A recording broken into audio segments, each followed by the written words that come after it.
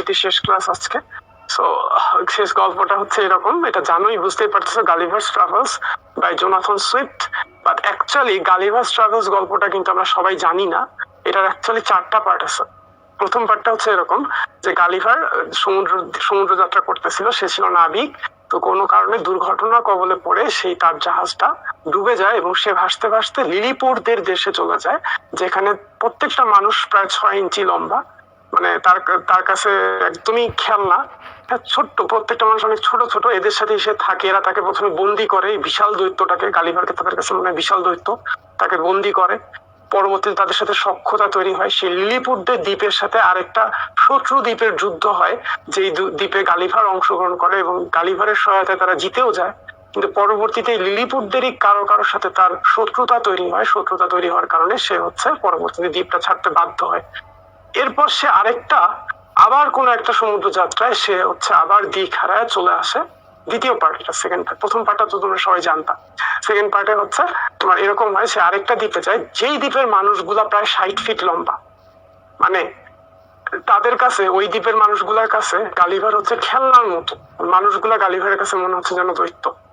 উল্টাটা, আগের ঘটনার ঠিক রিভার্স। তো এদের সাথেও গালিভারের সদ্ভাব হয়, সেখানে সে অনেকদিন থাকে।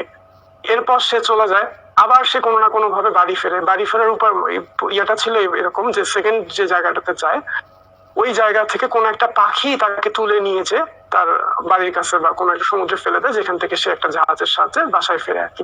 ওই দ্বীপটাতে যখন সে ছিল দৈত্যাকার মানুষগুলোর সাথে, ওইখানে তার কিছু বিপদও হইতো, মানুষগুলো তাকে নিয়ে খেলতো, রানীর খেলার পুতুল ছিল সে। আবার সে একবার বিপদও পড়ছিল, যেহেতু বড় বড় দৈত্যাকার মানুষ, এখানে পশু পাখিও বড় বড় দৈত্যাকার। একটা ব্যাঙের সাথে সে হচ্ছে যুদ্ধে জড়ায় গেছিল এবং সে খুব বিপদে পড়ে গেছিল, মৃত্যু ভয়ে পড়ে গেছিল। তো ওইখান থেকে সে আবার বাড়ি ফেরে। আবার সে হচ্ছে সমুদ্র যাত্রায় তার তার যে ক্রু গুলা, মানে সমুদ্রের জাহাজের যে অন্যান্য নাবিকরা ছিল, তাদের সাথে কোনো একটা যুদ্ধ, মানে তার সাথে মতো পার্থক্য হওয়ার কারণে গালিভারকে তারা জাহাজ থেকে ফেলে দেয়। সে সেখান থেকে আবার আরেকটা দ্বীপে যায়, যে দ্বীপের মানুষজন ছিল একটু সাইন্টিফিক মাইন্ডেড, খুবই বিজ্ঞান মনস্ক, এতটাই বিজ্ঞান মনস্ক, সেই দ্বীপটা ছিল উড়ন্ত একটা দ্বীপ। হ্যাঁ, ম্যাগনেটিক ফিল্ডের সাহায্যে সেই দ্বীপটা উপরে ভাসমান থাকতো সবসময়।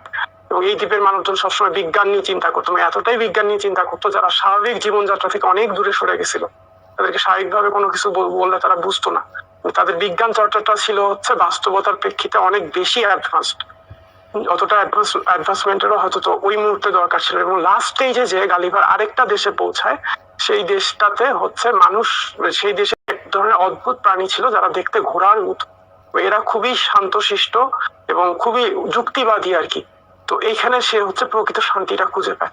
তো 4টা পার্ট তোমাদেরকে আমি ইন্সপায়ার করবো, এই গল্পের বইটা যদি পড়ার সুযোগ পাও। প্রথম পার্টটা তোমরা সবাই জানো, লিলিপুটের দেশে, বাট বাকি 3টা পার্টও পড়ে ফেলো, অনেক মজার।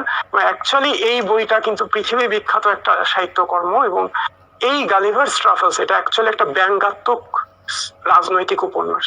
এটা হচ্ছে পলিটিক্যাল স্যাটায়ার বলে এটাকে, যে সমসাময়িক সময়ে ব্রিটেনে যে পলিটিক্স গুলো চলতো, রাজপরিবার যেভাবে শাসন করতো, এইটার এগেইনস্টে সে হচ্ছে একটা ব্যঙ্গাত্মক উপন্যাস লিখছে, যেটার বিভিন্ন ঘটনাবলীর মাধ্যমে অ্যাকচুয়ালি ব্রিটেন সরকারকে বা ওই সময়ের সরকারকে সে হচ্ছে ব্যঙ্গ করছে আর কি।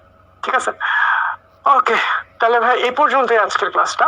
সো যেহেতু শেষ ক্লাস, সবাইকে একটু বলে যাই, যা যা শিখছি আমরা সবকিছু নোট খাতায় নোট করে রাখবো, যাতে করে আমাদের পরবর্তীতে